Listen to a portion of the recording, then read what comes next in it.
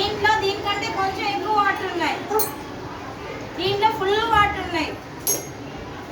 ఇప్పుడు చెప్పండి, first class touch చేసినప్పుడు దీని సౌండ్ ఎలా వచ్చింది? ఎక్కువ సౌండ్ వచ్చింది.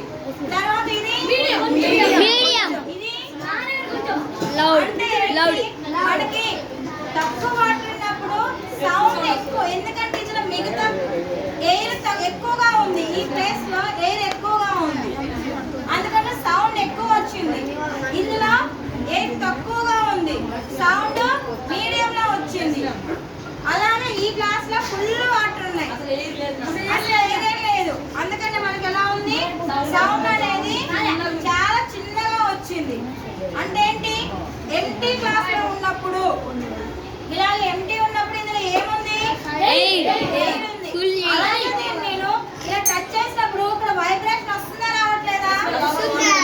మనకి వైబ్రేషన్ వల్లే సౌండ్ ప్రొడ్యూస్ అవుతుందని చెప్పాను కదా. అంటే ఇక్కడ మనకి వైబ్రేషన్ రావడం వల్ల సౌండ్ ప్రొడ్యూస్ అవుతుందా? ఇదే సౌండ్, ఓకేనా?